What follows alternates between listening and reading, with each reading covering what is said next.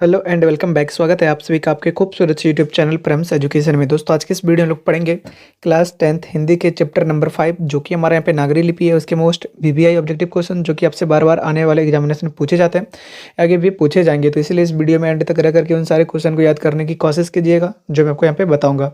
Video को start करने से पहले कर दीजिए वीडियो को एक लाइक। तो चलिए चलते हैं पहले क्वेश्चन की तरफ। तो हमारे यहाँ पे पहला प्रश्न है कि नागरी लिपि पाठ की विद्या क्या है, यानी कि जो नागरी लिपि चैप्टर है वो क्या है, निबंध है, कहानी है, भाषण है या रेखा चित्र है। तो ये क्या है, एक निबंध है। नागरी लिपि एक निबंध है। हमारा दूसरा क्वेश्चन है कि गुणाकर मूल्य द्वारा लिखा गया पाठ कौन सा है। तो इसके ऑप्शन है विष के दांत, मछली, आविन्यो या नागरी लिपि। तो गुणाकर मूल्य के द्वारा यहाँ पे लिखा गया जो चैप्टर का नाम है वो क्या है, हमारा नागरी लिपि। हमारा दूसरा तीसरा क्वेश्चन है कि नागरी लिपि पाठ के लेखक कौन है। तो इसके ऑप्शन है यतीन्द्र मिश्र, गुणाकर मूले, अमरकांत या मैक्स मूलर। तो यहाँ पे देख सकते हैं कि एक ही क्वेश्चन को यहाँ पे आपसे रिवर्स करके यहाँ पे पूछा गया है। तो यहाँ पे जो नागरी लिपि के पाठ के लेखक है वो कौन है, गुणाकर मूले। ठीक है। हमारा चौथा प्रश्न है कि यहाँ पे गुणाकर मूले का जन्म किस ईस्वी में हुआ था। तो इसके ऑप्शन है 1935, 1945, 1955, 1925। तो चौथा का हमारा सही आंसर क्या हो जाएगा, ए, यानी कि 1935 में गुणाकर मूले का जन्म हुआ था। हमारा पांचवा प्रश्न है गुणाकर मूले ने मैट्रिक से लेकर एमए तक की पढ़ाई कहाँ की। तो इसके ऑप्शन है मुंबई, चेन्नई, कोलकाता, इलाहाबाद। तो पाँच का हमारा सही आंसर क्या हो जाएगा, इलाहाबाद। गुणाकर मूले ने मैट्रिक से लेकर एमए तक की पढ़ाई कहाँ की थी, इलाहाबाद में।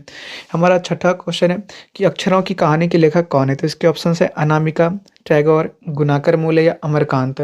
तो छः का हमारा सही आंसर क्या हो जाएगा, गुणाकर मूले। हमारा सातवां प्रश्न है कि गुणाकर मूले द्वारा लिखी गई पुस्तकें हैं। तो इसके ऑप्शन है महान वैज्ञानिक, सौरमंडल, अंतरिक्ष यात्रा या उपर्युक्त सभी।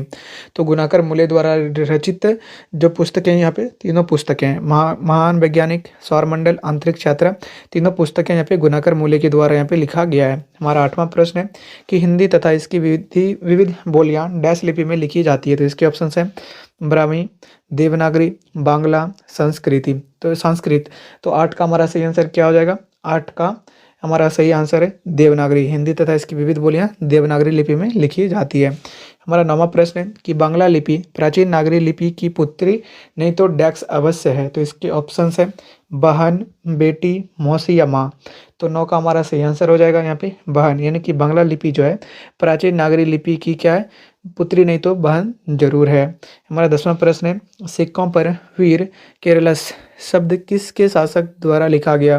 तो इसके ऑप्शन है पाटलिपुत्र, मगध, यहाँ पे दिल्ली और केरल। तो 10 का हमारा सही आंसर क्या हो जाएगा, यहाँ पे केरल, यानी कि केरल के शासकों द्वारा यहाँ पे सिक्कों पर वीर केरलस शब्द यहाँ पे लिखा गया। हमारा 11वां प्रश्न है कि वीर केरलस शब्द किस लिपि में लिखा गया। तो इसके ऑप्शन है ब्राह्मी, नागरी, गुरुमुखी या खरोष्टी। तो 11 का हमारा सही आंसर क्या हो जाएगा, 11 का होगा नागरी, यानी कि जो वीर केरलस है वो नागरी लिपि में हमारा लिखा गया है। हमारा 12वां प्रश्न है कि राजेंद्र प्रतापी चोड़ राजा किस सदी में हुए थे। इसके ऑप्शन है 10वीं सदी, 11वीं सदी, 12वीं सदी या 13वीं सदी।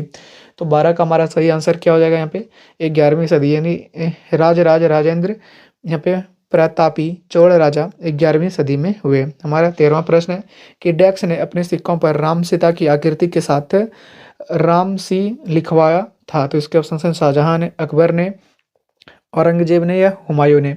तो 13 का हमारा सही आंसर क्या हो जाएगा, यहाँ पे अकबर ने अपने सिक्कों पर राम सीता की आकृति के साथ राम से लिखवाया था। हमारा 14वां प्रश्न है कि नागरी लिपि के टाइप बने डैश सदी पूर्व। तो इसके ऑप्शन है 2, 3, 4, 5।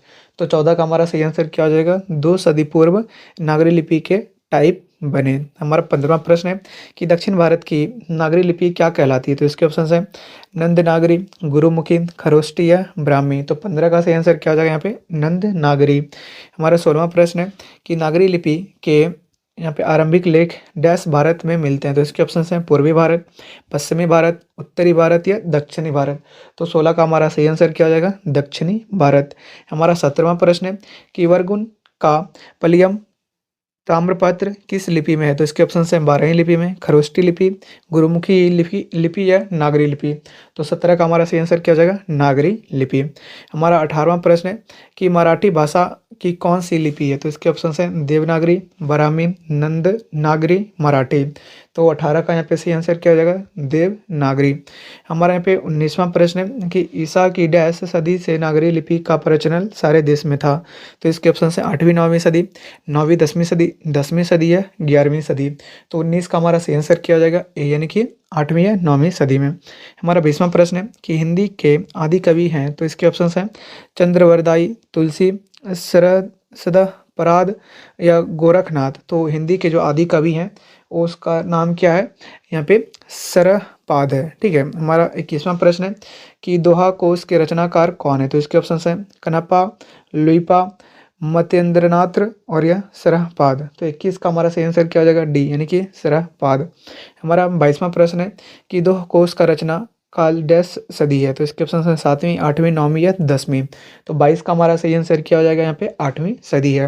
हमारा 23वां प्रश्न है कि विजयनगर के शासकों ने अपने लेखों की लिपि को डैश कहा। तो इसके ऑप्शन है नंदनागरी, ब्राह्मी, खरोष्टी या गुरुमुखी।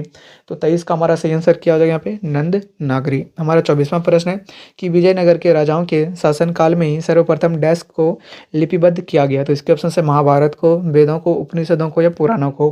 तो 24 का हमारा सही आंसर क्या हो जाएगा? यहाँ पे वेदों को। हमारा 25वां क्वेश्चन है कि नागरी लिपि में प्राचीन मराठी भाषा के लेख मिलने लग जाते हैं। तो इसके ऑप्शन है 10वीं, 11वीं या 12वीं सदी या 13वीं सदी में।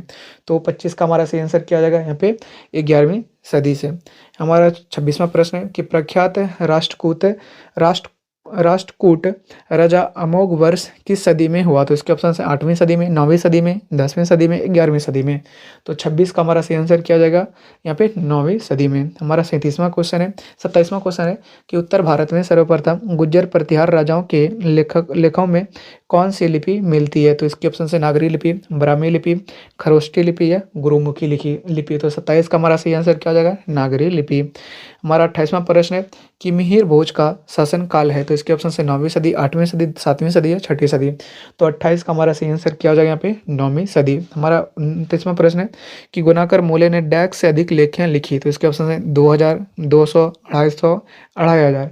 तो 29 का हमारा सही आंसर क्या हो जाएगा? यहाँ पे उन्होंने 2500 से भी अधिक लेखों को लिखा वो अपने ज़िंदगी में गुनाकर मूले साहब ने। हमारा 30वां प्रश्न है कि बेतमा दान पत्र है। तो इसके ऑप्शन है 6वीं शताब्दी का, 7वीं शताब्दी का, 10वीं शताब्दी का या 11वीं शताब्दी का। तो 30 का हमारा सही आंसर क्या हो जाएगा? यहाँ पे 11वीं सदी का।